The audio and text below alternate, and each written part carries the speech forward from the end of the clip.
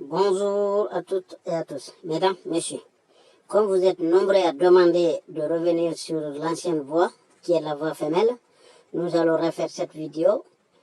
Et dans la mesure du possible, les prochaines vidéos, je vais essayer de faire avec les deux voix. Ou si c'est pas possible, donc majoritairement, vous êtes plus nombreux à demander la voix femelle. Et donc, mesdames, messieurs, et comme vous le savez, dans toutes mes vidéos, je commence par dire que l'islam, c'est du faux. L'usage du faux, tout est faux. Il n'y a rien en islam qui soit vrai. Tout est archi faux. C'est du faux et usage du faux. Donc, tout ce que vous avez entendu, tout ce que vous lisez et tout ce que vous voyez faire en islam, tout est faux. C'est des inventions idiotes, stupides, nulles, qui ont été faites. Le mensonge consiste où on vous dit que c'est quelque chose qui viendrait du 7e siècle, alors que tout est faux. Tout est faux. Tout a débuté, tout a commencé au 9e siècle et ça a été terminé au 12e siècle, pardon. Du 9e au 12e siècle. Tout ce que vous voyez en islam, tout ce que vous lisez en islam, il n'y a absolument rien du 7e siècle. Rien. Donc, d'où le grand mensonge. Parce que si on vous dit que le prophète de l'islam qui serait né et mort au 7e siècle, donc là, vous voyez, donc tout est faux. Donc, celui-ci, il ne peut pas. Et donc, l'islam, c'est quoi? Donc, nous allons d'abord analyser cette image que vous avez là devant vous. Donc, on vous dit, ça c'est l'islam qui vous le dit. Attention, ça c'est le récit islamique qui vous dit que 98% est faux et on n'a retenu que 2%. C'est-à-dire, ils vont vous dire que les personnages que vous avez ici, Bukhari, Muslim, Anissa, Abi Daoud, Ibn Majah, At-Tirmidhi et Abi Daoud, donc ils vont vous dire que ceux-là ont collectionné des hadiths, et tous eux, ils ne retenaient que 2%. Et c'est ce 2%-là qui est la mère, la base, c'est-à-dire la source, tout ce qui est l'islam, c'est là, et non pas le Coran. Pourquoi? Parce que dans le Coran, vous n'avez pas du tout les 5 soi-disant piliers de l'islam. Les 5 soi-disant piliers de l'islam, quand vous cherchez ça dans le Coran, vous l'avez pas. Ça, c'est un. Deuxièmement, comment faire, comment les appliquer, quand et comment, ça n'existe pas dans le Coran. Et donc, tout ça, il faut aller voir ces personnages que vous voyez là, qu'on vous dit, qui auraient collectionné des hadiths, et c'est eux qui dictent, c'est eux qui ont dicté comment, c'est quoi l'islam. Mais d'un côté. De l'autre, ces personnages-là, vous ne retrouverez aucun manuscrit de ce genre-là. Il n'y en a pas une seule ligne de ces gens-là. Et regardez, c'est des personnes qui sont tous morts, décédés au 9e siècle. Il y en a un qui serait au 10e siècle, au début du 10e siècle. Mais ils sont tous du 9e siècle. Donc, vous voyez, et donc là, on va analyser d'abord cette image que vous avez là. Donc, ça, c'est l'islam qui vous dit 98% de faux. Et donc, 2% de vrai. Donc, maintenant, ça, c'est l'islam. Maintenant, il y a une réalité. Il y a une réalité que nous connaissons tous, que nous savons tous et que nous voyons tous. Cette réalité aussi est de 98%. C'est-à-dire, vous prenez plus de 98% des musulmans ne savent absolument rien de l'islam, ne savent absolument rien de contenu de l'islam, ils ne connaissent pas du tout. Ça, c'est un. Deuxièmement, de l'autre côté, vous avez plus de 60 000 livres, je dis bien plus de 60 000 livres qui sont publiés sur l'islam. Et donc, ces plus de 60 000 livres, ce ne sont pas des livres en français, anglais, non, c'est des livres en arabe. C'est des livres en arabe. Donc, qu'on publie plus de 60 000 livres en arabe, alors que 98% ne connaissent absolument rien de ce contenu-là. Donc, quelle est cette mentalité-là? Quelle est cette science? Quelle est cette logique, mesdames, messieurs, chers musulmans? Il n'y a pas de logique. Donc, d'un côté, tu publies 60 000 livres, jusqu'à 60 000 livres, alors que 98% des gens qui sont censés connaître, savoir lire ce contenu-là, ils ne connaissent absolument rien. 14 siècles après, parce que si nous prenons le récit islamique, que l'islam s'est né au 7e siècle, donc plus de 14 siècles jusqu'à nos jours, il n'y a pas 98% ne connaissent absolument rien de tout ça. Rien. Donc ça c'est un. Et deux, troisièmement, vous avez plus de 88% qui ne comprennent pas du tout la langue arabe. Donc, on a publié 60 000 livres dans une langue, et les musulmans, ceux-là qui sont adeptes de cette religion, c'est-à-dire les croyants de cette religion, ils sont à 86% qui ne comprennent pas du tout la langue dans laquelle sont écrits ce livre. Ces livres sont écrits dans une langue qu'ils ne comprennent pas, qu'ils ne connaissent pas, qu'ils ne veulent pas non plus connaître, ni comprendre. Parce que vous prenez les pays musulmans, vous avez 12%, on vous dira qu'il y a 12% qui sont arabophones, ce qui est faux aussi, ce qui est faux, tout à fait faux. Donc, vous avez, si vous prenez les pays, c'est-à-dire musulmans qui ne sont pas arabes, non musulmans, musulmans non arabes, si vous prenez ces pays-là, mesdames, messieurs, vous prenez ces pays-là, donc à 88%, donc ils ne comprennent pas la langue, donc ils sont obligés, on les a obligés de pratiquer l'islam dans une langue qu'ils ne comprennent pas. Ça, c'est quelle science? C'est-à-dire, on vous dit que ce Dieu qui aurait envoyé l'islam, que l'islam viendrait de Dieu, que c'est une religion de Dieu, et que ce Dieu-là vous demande de lui adresser votre foi, de lui adresser votre foi dans une langue que vous ne comprenez pas. Ça, c'est pas une science. Ce n'est pas du tout une science, ça. Parce que si Dieu veut que vous lui parlez, c'est mieux, il va plutôt aimer que vous lui adressez dans votre propre langue pour que votre énergie, c'est-à-dire quand vous parlez à quelqu'un, c'est l'énergie que vous dégagez, c'est ce qui est très important.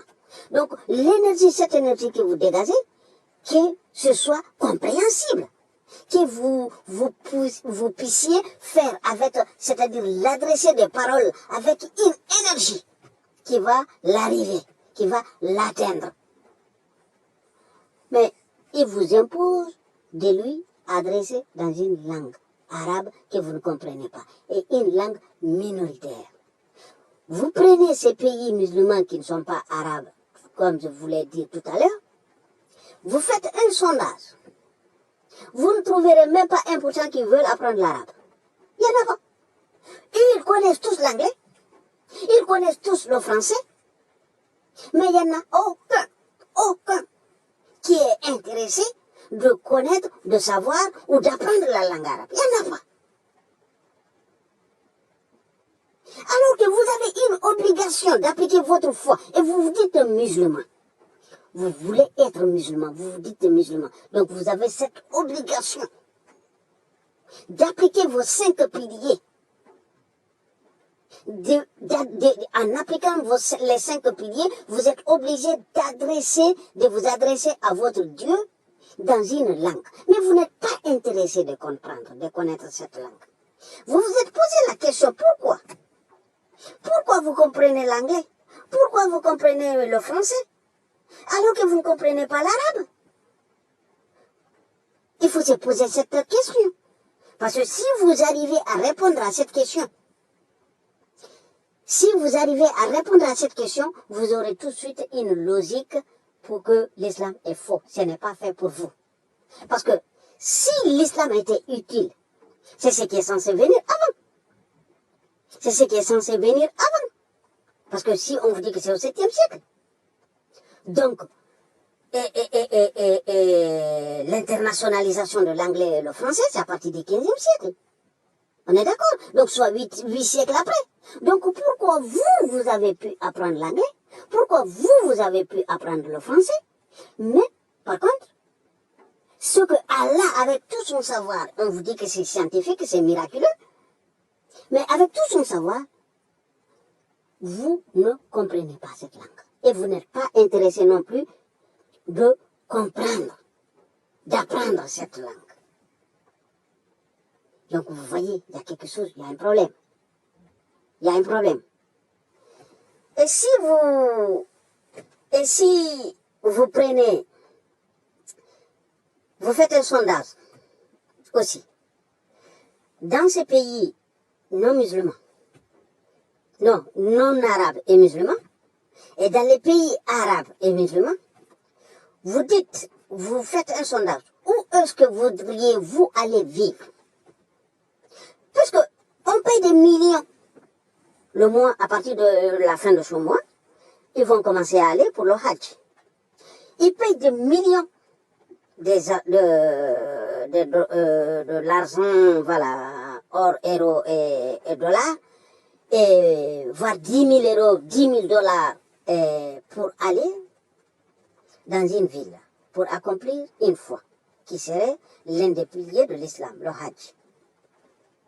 Et donc, quand vous partez là-bas, on vous dit ce que vous devez dire. Tout ce que vous devez dire, on va vous former d'abord. Ce que vous devez dire à l'arrivée. Donc, c'est-à-dire, quand vous faites le tour, vous avez des récitations que vous devez faire. Ces récitations, vous les adressez en arabe. Donc, vous avez payé votre argent, des millions, pour partir, parler, dire, prononcer ce qu'on vous a dit d'aller dire, et non pas ce que vous avez besoin. Et on vous dit, là où vous êtes parti, que c'est pour effacer vos péchés. Mais, sauf qu'il y a un problème. Quand vous arrivez là, vous faites le tour, on vous dit, le début c'était de toucher les pierres noires. Mais maintenant, personne ne peut toucher là-bas, personne ne peut même s'approcher. Mais vous continuez d'y aller. Personne ne peut s'approcher. Et donc, vous allez là-bas, en faisant, on vous dit maintenant, non, il ne faut pas toucher, il faut juste faire le tour et prononcer ce qu'on vous a dit de prononcer. Vous le prononcez dans une langue que vous ne comprenez pas. Ça, c'est un. Le deuxième grand problème, il est où? Si l'acte là, c'est pour effacer les péchés, imaginez, toi, tu viens de la Chine, l'autre vient du Sénégal, l'autre vient de l'Indonésie, et l'autre vient de la France, et l'autre vient des États-Unis. Vous êtes tous partis. L'un est violeur là où il est, l'autre est assassin là où il est, et l'autre est voleur là où il est, et l'autre, c'est un escroc. Et vous vous êtes tous retrouvés devant cet acte païen, idolâtre, pour demander un effacement de péché. Mais sauf que, le premier problème, vous êtes tous en train de répéter la même chose. Alors que vos péchés ne sont pas les mêmes. On vous a dit de dire ce que vous devez dire et comment vous devez le faire. Donc ça ne vient pas de Dieu. Donc si toi tu es violeur, l'autre est voleur, toi tu es criminel, l'autre est... Donc vous voyez, vos péchés sont différents, mais vous venez prononcer tous la même chose. Et on vous a dit de prononcer tous la même chose. Et ce que vous prononcez, c'est la même chose depuis 14 siècles. Ça c'est une science, ça. Il y a une logique derrière ça. Depuis 14 siècles, donc vous avez des péchés différents. Vous venez demander l'effacement de ce péché de la même façon. Et depuis 14 siècles, c'est tout ce qu'on a dit. Ça, c'est pas une science. Vous voyez comment l'islam, c'est stupide, nul et idiot? Et idiot. Donc c'est une imposition. Vous voyez, c'est une imposition. C'est des gens qui ont fait ça. C'est pas Dieu. Dieu ne peut pas venir là avec toutes les galaxies qui fonctionnent sans être supervisionné par Dieu ou quelque chose, c'est-à-dire sous l'ordre de Dieu. Et Dieu va s'en occuper comment vous habillez, vous les femmes. Il va vous parler comment, voilà. Lui, son intérêt, c'est de voir la femme couverte. Vous croyez vraiment à tout ça? Ce sont ces criminels que vous avez devant vous, les abbassides que vous avez devant vous, c'est eux qui ont inventé tout ce gros mensonge que nous avons là, et qui s'appelle islam. Et ça, c'est à partir du 9e siècle jusqu'au 12e siècle. C'est-à-dire les années des Abbassides. Les années des Abbassides. Et donc, ici, qu'est-ce que nous avons? Ici, je vous ai mis là le nez d'Allah. Pourquoi? Parce que Allah est un grand menteur. Ne dites pas qu'il y a une contradiction. Il n'y a pas de contradiction. Quand je parle dans ce sens, je suis en train de parler du récit. Je fais référence au récit islamique. Mais comme vous le savez, pour moi, Allah n'existe pas, c'est une statue. C'est une statue qui existait, voilà, qui était adorée, hein, idolâtre. Donc, voilà, donc quand je parle dans ce sens, et quand je parle des Abbassides, oui, les Abbassides ont bel et bien existé. C'est eux qui ont inventé l'islam. C'est eux qui ont inventé l'islam. Donc ici, nous avons ici la sourate 2 sourate 2, verset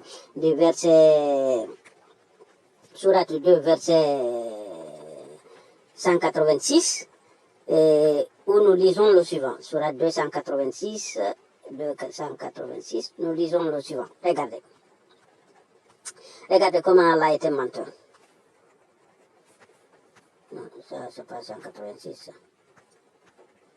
Excusez-moi. Hein. Voilà, c'est ici. Regardez comment Allah était menteur.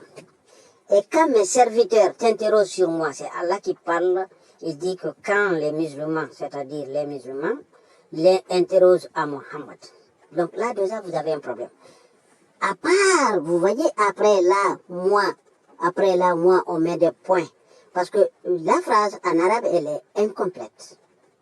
Et là, même en français, vous voyez, quand mes serviteurs t'interrogent sur moi, alors, il n'y a pas le mot alors, il n'est pas en arabe. Dans la partie arabe de ce verset, il ne figure pas. Donc là, on ajoute alors. Donc là, ça pose un problème. Parce que Allah, le Tout-Puissant Dieu, il nous envoie un livre, mais qui n'est pas complet. Il ne sait pas s'exprimer. Et donc, on doit ajouter des mots pour que ce soit compréhensible. Donc ça ne peut pas être divin. Ça ne peut en aucun cas être divin. Comme vous comprenez. Parce que là, ce mot alors, il est indispensable pour la compréhension de ce verset. Mais il ne figure pas dans la partie arabe. Mais en français, on lui a mis. Donc, si le Coran est venu pour toute l'humanité, que ce soit en arabe, que ce soit en français, il doit être compréhensible dans les deux. Dans toutes les langues. Parce que c'est universel. Il y a plus de 10 000 langues dans le monde. Et donc, si Allah choisit la seule langue, et qui est la dernière des langues, l'arabe n'existe qu'à partir de 430 avant notre ère. Qu'à partir de 430 avant notre ère que la langue arabe est accréditée. Avant, ça n'existait pas. Et donc, c'est pourquoi on va y arriver. C'est pourquoi vous allez voir comment on a inventé, comment ils sont partis chercher les Perses pour inventer l'islam. On va y arriver. Donc ici, on dit, quand mes serviteurs t'interrogent sur moi, alors je suis tout proche. Ok? Je réponds à l'appel de celui qui me prie. Et quand il me prie, ça c'est fou. Regardez l'Israël. Regardez la Palestine. Ils sont en train de prier combien de fois? Ou bien ils sont pas des serviteurs. Il y a des femmes là, il y a des enfants. Ces enfants-là, c'est des musulmans, non? Et ils n'ont pas commis encore des péchés. Donc, c'est ça, ils ne prient pas. Tous ceux-là, il y a combien de musulmans qui demandent maintenant là, hein? Et des naïfs dans les pays occidentaux qui sont en train d'aller se mobiliser dans des universités, dans des trucs comme ça, pour demander, mais pourquoi les musulmans, allez-y dans les mosquées, demandez, les Palestiniens, regardez ce verset, il vous dit ça, quiconque le prie à Allah, il va le faire, et quand il le fait, et donc pourquoi depuis 7 mois, 8 mois, jusqu'à présent, les musulmans, ils prient à Allah, mais Allah ne répond pas. Allah ne répond pas. Est-ce que vous êtes posé cette question? Donc là, il est grand menteur, c'est un grand menteur. Donc là, je réponds je réponds à l'appel de celui qui me prie. Et quand il me prie, non, 8 mois maintenant, on est en train de bombarder la Palestine. On a détruit toutes les mosquées. Et alors que les mosquées, donc si les musulmans ne sont pas, les Palestiniens, ils n'appliquent pas bien la foi, mais les mosquées, ce sont tes maisons, non? Tu es là, tu dors, on t'a détruit tes maisons. On est en train de détruire tes maisons. Ça, c'est quel genre de Dieu, ça? Donc, vous voyez? Donc, et l'autre verset que nous allons voir, après on va aller examiner l'autre verset que nous allons voir, et celui-ci, ici. Ici. Il nous dit que son rassemblement. Et donc, regardez encore une fois, entre les parenthèses, vous avez dans ton cœur et sa fixation dans ta mémoire. Comme vous le savez, l'islam, le Coran ne parle pas de cerveau. Mémoire, ça n'existe pas.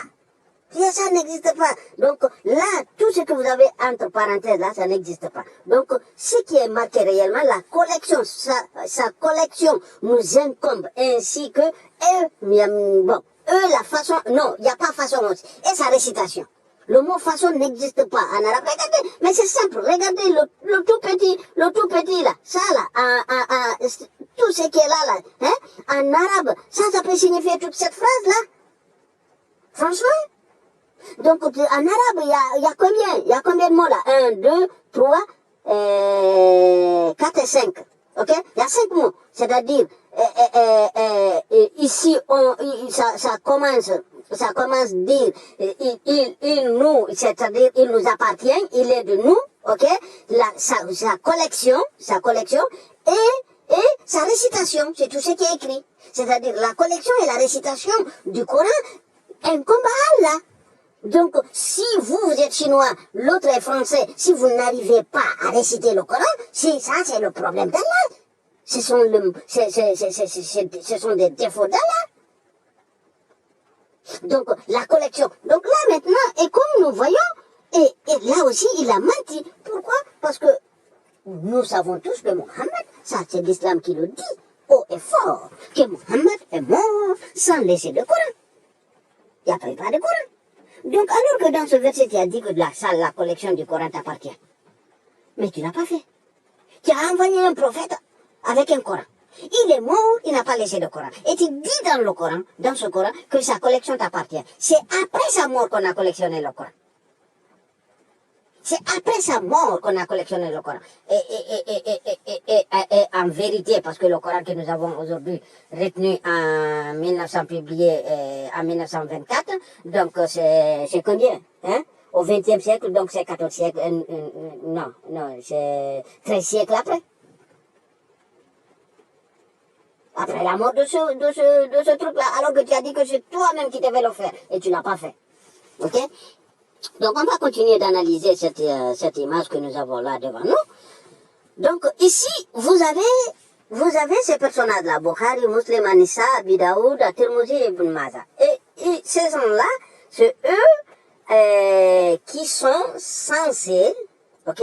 C'est eux qui sont, on vous dit que ce sont ces gens-là qui ont publié tout ce que vous avez en islam. C'est-à-dire, c'est à partir de la publication de ces gens-là qu'on a fait ces 60 000 livres. Ok? C'est-à-dire, on vous dit que le premier, c'est Bukhari. Donc, regardez les dates que vous avez là, c'est les dates de leur décès. Donc, ici, Bukhari, vous avez Bukhari, et quand vous lisez, on vous dit que Muslim était un élève de Bukhari. Parmi ses maîtres, il y a dans la liste, vous avez Bukhari. Alors que, regardez, il y a 5 ans de différence de décès. Et l'âge entre tous eux, c'est de 15 à 20 ans de différence. Maximum. Donc ici, ils sont tous nés à partir de 610 jusqu'à 630. Voilà, ils sont tous là. De 610 à 630. Non, pardon. De 810 à 830. Ils sont tous nés dans cette fourchette-là. Donc ici, vous avez ceux-là, ils vous disent que ceux-là, ils ont collectionné, de ce qu'ils ont collectionné, ils ont considéré que 98% étaient faux. Ils n'ont pris que 2%. Donc là, vous voyez que le mensonge, ça existe depuis longtemps. Donc il était où Allah pour s'endormir que les gens viennent mentir sur sa religion et sur son prophète? 98% de faux. Il n'y a que 2% qui est valable. Et ce 2% là, c'est ce qui a constitué l'islam. Ce quorum là, il n'est valable nulle part. Cette équation, elle n'est pas bonne, elle n'est pas valable. Imaginez qu'on convoque des élections, là où vous êtes, et qu'il y ait 2% qui participent à ces élections. On va les annuler. On va les prendre. Donc, mais là, 2% sert pour servir l'islam. Et ils vont dire que c'est la religion de la vérité. C'est la religion d'Allah. Comment ça, la religion de Dieu, une vérité? Une vérité alors que 98% de ça est faux. Donc, ce sont les Abbassides. Les Abbassides, c'est eux. Donc, on va expliquer tout ça. On va expliquer tout ça. Je vous demande la patience. Donc, ici, nous avons Bukhari, qui est censé, on vous dit que c'est celui-ci, il est le premier, ok? Et on vous dit qu'il est le plus grand, ok? Donc, lui, il est né à Bukhara. Et ça, c'est en Ouzbékistan. Et donc, ça se trouve à plus de 4000 kilomètres, à plus de 4000 kilomètres de Makkah. Et vous avez Muslim. Et donc, vous avez toujours, pour ne pas être répétitif, vous avez toujours les kilomètres. Et donc, vous regardez maintenant les lieux de naissance de ces Allah. Ouzbékistan, Iran, Turkménistan, Iran, Ouzbékistan, Iran. Donc, vous voyez, donc c'est la sous-région de l'Iran, Perse. Donc, c'est cette sous-région, parce que ce gens-là, eux, ils étaient éduqués. Ils étaient éduqués. Pourquoi? Parce que, voilà, le christianisme était passé là, le judaïsme était passé là, donc ils étaient éduqués, ces gens-là. Mais les Arabes, comme je vous dis, c'est une ethnie, c'est une race qui a commencé à surgir à partir de 430 avant notre ère. Donc, l'alphabet français, l'alphabet arabe ne s'est complété qu'à partir du XIIe siècle. C'est-à-dire qu'on a complété tout le grammaire. La grammaire de l'arabe, de la langue arabe, s'est complétée qu'à partir du XIIe siècle. Donc eux, ils ne pouvaient pas écrire de livres. Donc c'est pourquoi maintenant on est allé, les Abbassides, les califes Abbassides de l'Irak, ils sont allés vers les Perses en Iran pour prendre des gens là-bas, venir leur monter ce gros mensonge. Pourquoi? Ils avaient connaissance, ils avaient du savoir sur le christianisme et le judaïsme. Donc là, il fallait venir là, adapter, inventer pour créer l'islam. Vous comprenez? Et donc, vous, de l'autre côté, regardez l'escroquerie. On vous dit Bukhari est né à Bukhara. Donc, c'est-à-dire, il porte le nom de la ville. Et vous avez Muslim, et allez-y regarder. Là, c'est marqué Nishapur. Allez-y regarder son nom complet. Vous allez voir que son nom complet, c'est Nishapur aussi. Et vous avez Nisa. Donc là, c'est pareil, comme vous voyez. Sistan, Abu Daoud. Allez-y voir lui aussi son nom. Son nom complet. Vous allez voir que ça fait guire dedans. Et vous avez Termez, ça c'est Termez, Tirmouzi. Vous voyez, c'est pareil, c'est la même chose. Et celui-ci, vous avez, lui aussi, allez-y voir. Allez-y voir, allez-y taper chacun d'eux, vous faites vos recherches, vous allez voir que chacun d'eux, c'est ça, porte son nom. Ok? Et donc ici, qu'est-ce que nous avons là? Nous avons, comme je disais tout à l'heure, les zones d'instigation de l'islam, c'est Iran et Irak. C'est-à-dire, les Abbassides, eux, ils étaient en Irak. Et ils ont dominé, de la même façon qu'ils ont dominé les autres, par exemple l'Afrique, l'Afrique, vous prenez l'Égypte par exemple. Donc, ils sont venus aujourd'hui, allez-y en Égypte, regardez. Allez-y en Égypte, allez-y regarder. Donc, si vous arrivez là-bas, vous avez la sensation que cette terre a toujours été arabe, que cette terre c'est une terre arabe, que cette terre c'est une terre musulmane. Alors que non.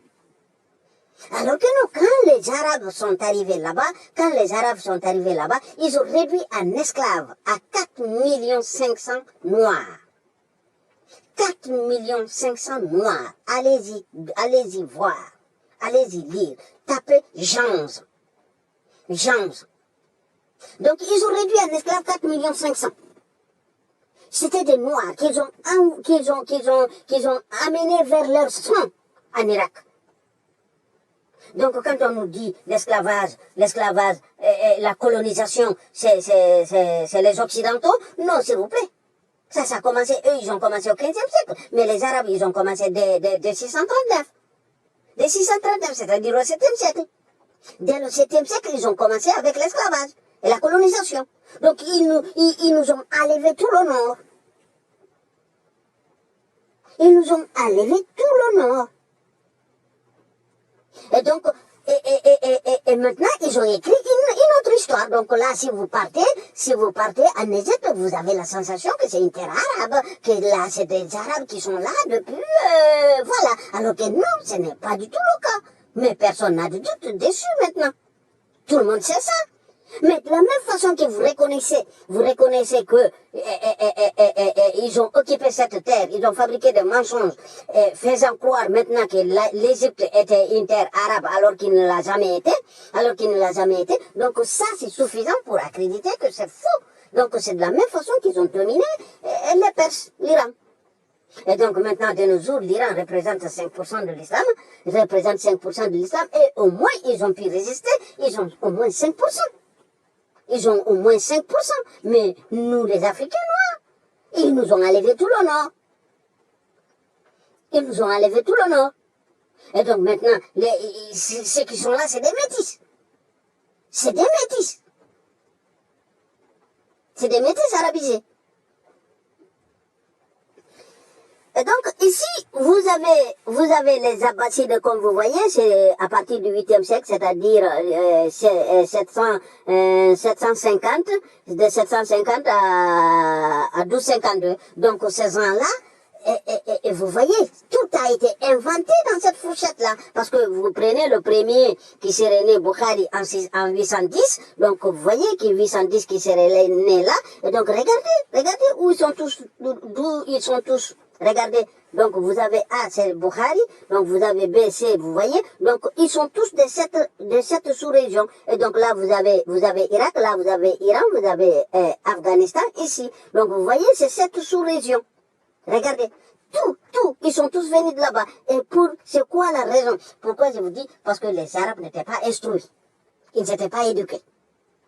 Donc, vu qu'ils ne sont pas instruits, le livre ne les en parlait pas. Ils ne peuvent pas le faire, ils ne savent pas le faire. Donc, ils sont allés, les Abbassides sont allés chercher ces gens-là, pour venir les fabriquer les gros mensonges.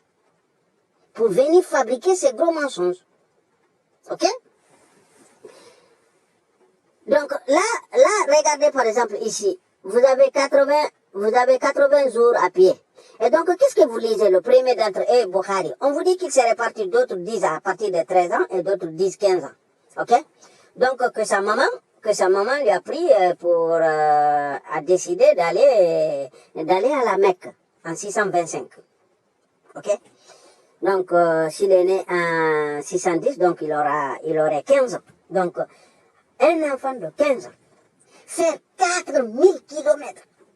Un enfant de 15 ans, faire 4000 kilomètres. Vous imaginez?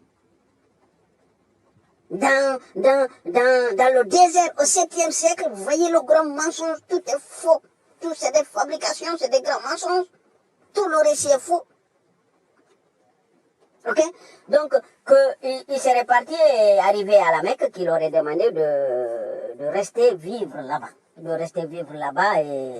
Et que sa maman lui aurait autorisé de rester, qu'il serait resté là-bas. On vous dit que c'est sa maman qui lui a élevé depuis son enfance, parce que son papa serait décédé très tôt.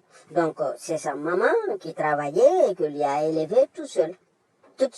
Donc, sa maman qui l'élève, et on vous dit que c'est une histoire de dormir debout, de gros mensonges. Ok? Et donc, qu'est-ce que nous avons là? Donc, l'islam, c'est 2%. Donc, là, on va analyser maintenant ce qu'on nous dit. Ok? On nous dit que Bukhari aurait collectionné, c'est-à-dire qu'il aurait collectionné 600 000 hadiths. De ces 600 000, il a retenu que 7 563. 7563 qu'il aurait retenu. Et donc, de ces 7563, il n'y a que 2600 qui sont authentiques. Les autres, il les a classés en 3. Authentique, c'est-à-dire authentique, bon et faible. C'est-à-dire, il n'y a que 2600 qui sont authentiques et qui ne sont pas répétés. Donc, parmi ces 7563, il y a beaucoup de répétitions. On répète la même chose. Ok? Vous avez Muslim. Muslim, lui, il a 3033. Donc, c'est ce qu'il a retenu d'authentique, de 7500 qu'il a publié.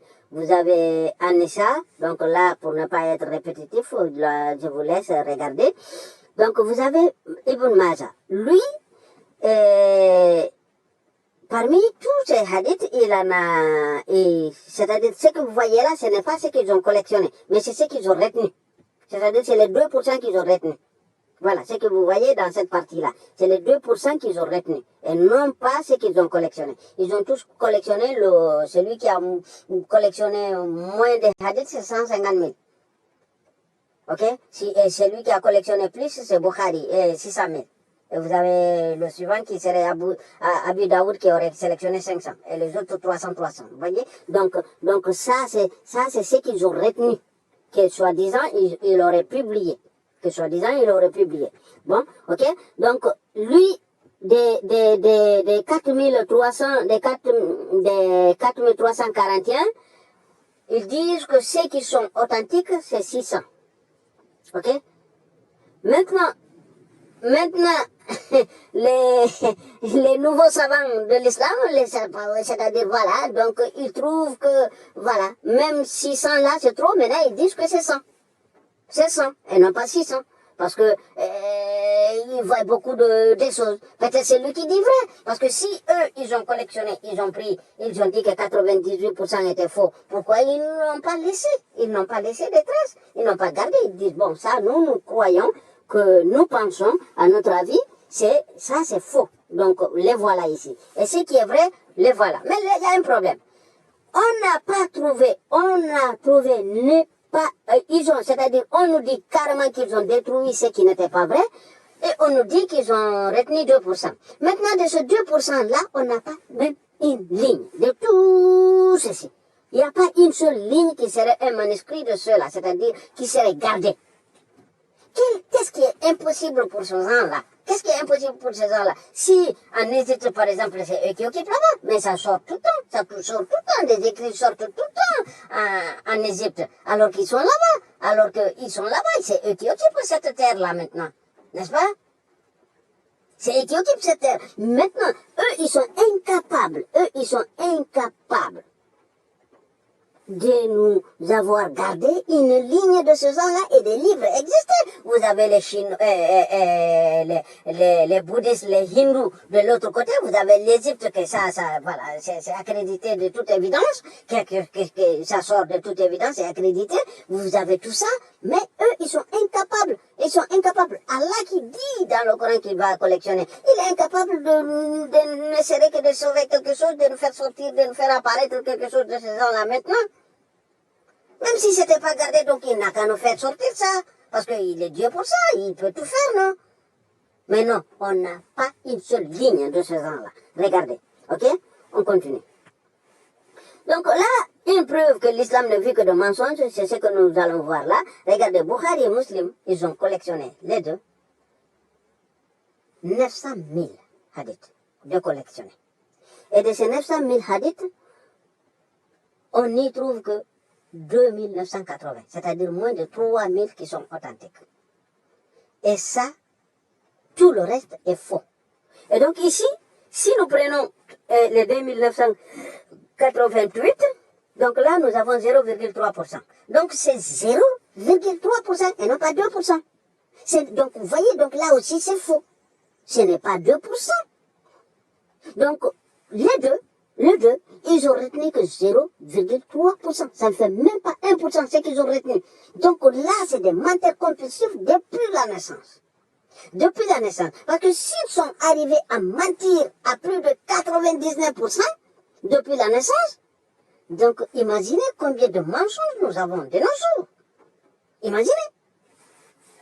Donc, celui-ci, Anissa, lui, il a repris pour les deux. Et donc, vous avez Daoud qui est là pareil. Donc là, je vous laisse ça pour ne pas allonger inutilement la vidéo. Donc, la totalité de ces hadiths qu'ils ont retenus, Ok? Donc là, ce n'est pas les hadiths authentiques, hein, mais la totalité des hadiths qui existent, qu'ils ont retenus, vous avez 11 830 hadiths, la totalité, de eux tous. Ok? De ces six-là. Donc leur totalité, c'est 11 830. Mais si vous comptez les répétitions que celui-ci vient dire, ça peut aller jusqu'à 14 885. Jusqu'à 14 885. Mais ce qui est accrédité, c'est 11 830. Et de ces 11 830, figurez-vous, là, eux tous, les six là, ils ont collectionné 2 300 000 hadiths. Les six.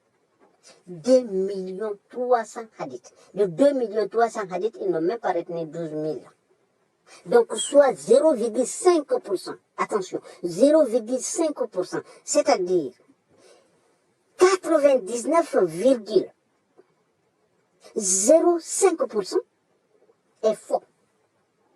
Plus de 99% de ce qu'on a raconté sur l'islam est avéré faux.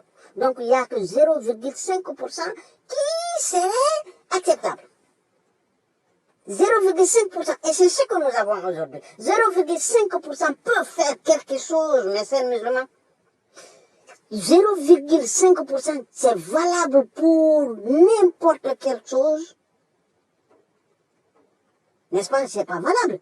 Et pourquoi maintenant toute une religion se base sur 0,5%? Toute une religion peut se baser sur 0,5%. Vous voyez? Et donc là, vous avez...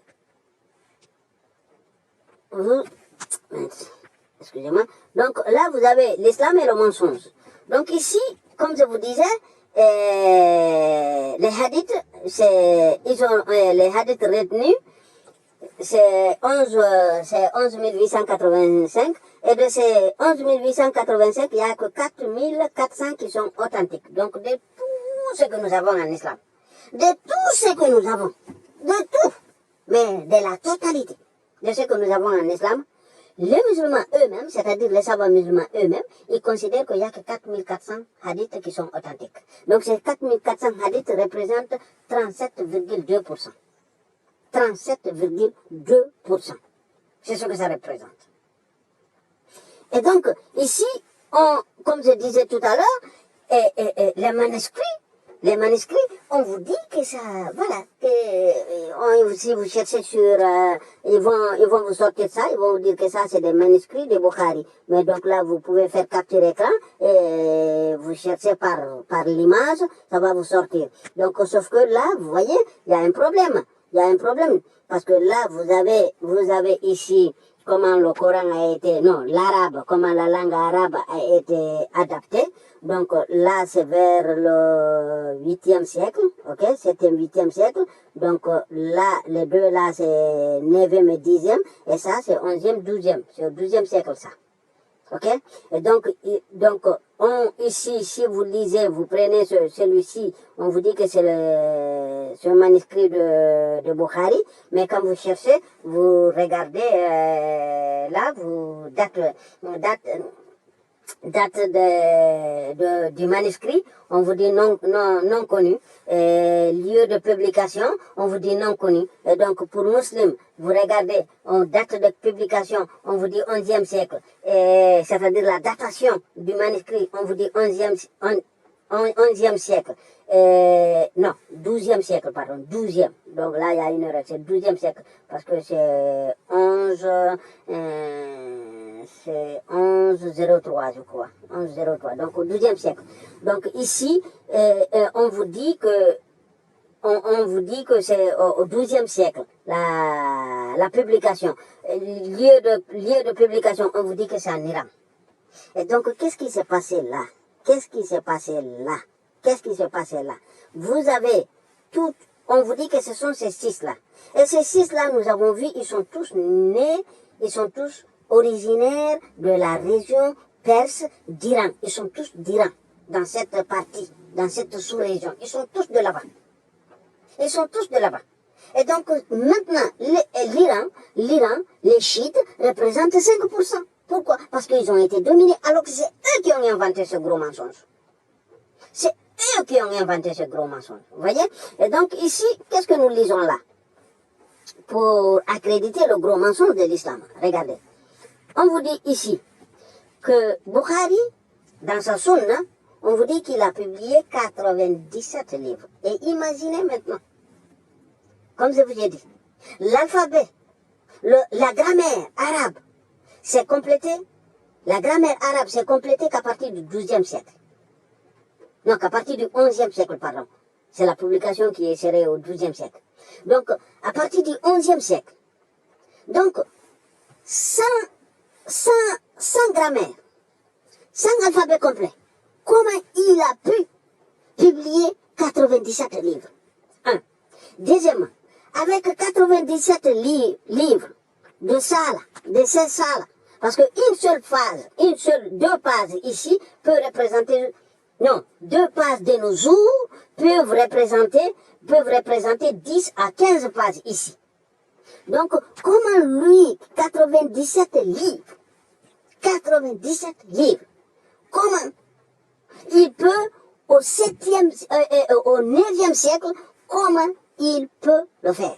Donc, ces 97 livres, attention, qu'il aurait publié 13 œuvres. Et lui aurait publié 12 œuvres. L'autre, 4 œuvres. Lui, 17 œuvres. L'autre, 9 œuvres. Et lui, 3 œuvres. Donc, eux là, avec tous ces livres-là, et tous ces ouvrages-là, et tout ça là, toutes ces œuvres-là, on n'a pas une seule ligne, on n'a pas pu garder une seule ligne pour dire que ça c'est un manuscrit de ce genre-là. Avec 17 œuvres et 13 œuvres, absolument rien. Et 97 livres, dans 97 livres, on n'a pas pu sauvegarder ni une seule ligne, ne serait qu'une seule. Mesdames, Messieurs, chers musulmans, le mensonge de l'islam est flagrant. Il est simple. Le grand souci, comme je le dis, c'est parce que vous mettez à l'avant vos cœurs. C'est ce que Allah vous enseigne dans le Coran. Rien que ça accrédite, ça vous prouve que l'islam est faux. Parce que dans le Coran, vous lisez que la compréhension, l'analyse, la pensée, la réflexion, la croyance, tout ça, l'organe en charge de cela serait le cœur, alors que c'est le cerveau. Donc ce qui est attesté faux. Mais ça, ce n'est pas l'islam seulement. C'est toutes les cultures anciennes, les civilisations anciennes. Elles pensaient tout comme ça. Que c'était le cœur. Parce que tout, c'était le cœur. C'est le cœur qui va ici. Donc on croit. Donc, mesdames, messieurs, chers musulmans, réveillez-vous. Réveillez-vous. Nous sommes au XXIe siècle. Donc, réveillez-vous et posez-vous des bonnes questions. Si Dieu dit dans le Coran, c'est à lui de collectionner, c'est à lui de préserver. Dans le verset suivant, il dit que c'est lui qui préserve le Coran. Attendez, on va voir si ça pas... Voilà, voilà. Non, ce n'est pas...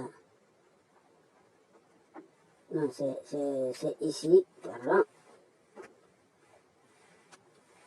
C'est ici. Voilà, regardez. Ici, on nous dit, donc quand nous le récitons, nous, c'est censé être Allah. Allah dit nous, mais on va faire une vidéo sur ce sujet-là. Donc, quand nous le récitons, suit sa récitation. À nous, ensuite, il n'y a pas ensuite, comme son explication. Ok? Donc, ici, il y a un problème.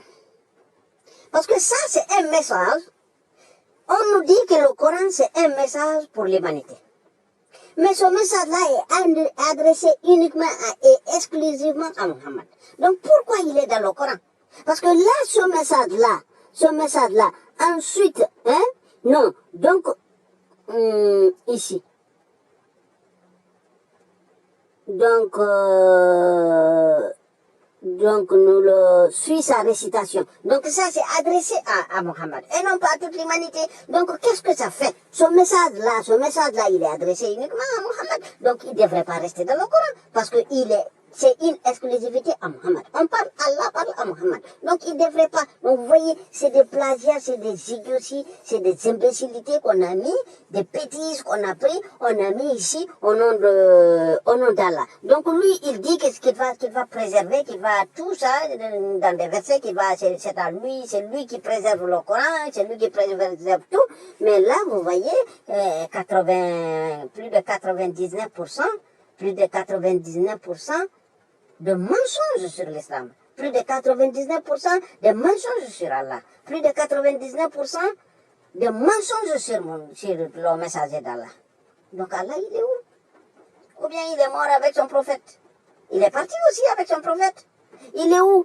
Donc, et pourquoi il n'a pas préservé ces écrits-là pour nous les sortir maintenant? Même s'il les avait détruits, il est Dieu pour ça, il n'a qu'à les faire surgir. Regardez comment on déterre tout le temps, on déterre des choses que nos ancêtres égyptiens avaient gardées. 7 000, 8 000, 10 000 ans auparavant. Donc là, ça sort tout le temps, Et donc on nous sort des choses qu'ils avaient enterrées. Donc Allah, donc tu as aussi fait sortir quelque chose pour les musulmans. Fait sortir quelque chose qui accrédite l'islam. Mais tu ne le fais pas. Donc parce que c'est faux, ça ne vient pas de Dieu. Allah est une statue. Sur ce, mesdames, messieurs, on va arrêter là la vidéo. Et je vous remercie pour tous les commentaires. Merci de la partager. Et si vous n'êtes pas abonné, n'oubliez pas de vous abonner. Et l'objectif, de cette vidéo, franchement, que ça arrive à beaucoup de personnes. Donc, prière de les partager. Et sur ce, je crois qu'ici, voilà, on a tout parlé. Donc là, vous voyez, donc on vous dit que ce sont ces personnages-là, et que c'est eux qui seraient. Donc tout ça, c'est faux. Tout est faux. Parce qu'il peut pas faire 97 livres et 13 œuvres, et 60 livres et 17 œuvres. Alors qu'il n'y a rien, alors qu'il n'y a pas de manuscrit, il n'y a même pas une seule ligne, il n'y a rien, on ne retrouve absolument rien. Donc tout ça c'est faux, c'est des mensonges qui ont été fabriqués après. Tout ça c'est des faux. Donc vous partez chercher sur internet, on raconte ce que les musulmans ont raconté, des mensonges comme ça. Donc sur la prochaine vidéo que nous allons voir, on va déterrer complètement l'islam et on va l'enterrer en voyant la sourate 17, c'est-à-dire l'ascension. On va voir la source, là où je vais vous montrer, et là où ils sont partis copier ce texte-là. C'est un texte juif, c'est-à-dire la sourate, le début de cette sourate s'adresse à Moussa, à Moïse. Et donc, c'est pourquoi dans le récit, vous avez Moïse. Dans le récit de l'ascension de Mohammed, vous avez Abraham qui serait au 7e siècle, et 7e ciel, et Moïse serait au 6e, mais à chaque fois, Mohammed venait jusqu'à Moussa, Moïse. Et donc là, on va voir ça dans la prochaine vidéo. Sur ce, je vous dis à la prochaine, et je vous remercie.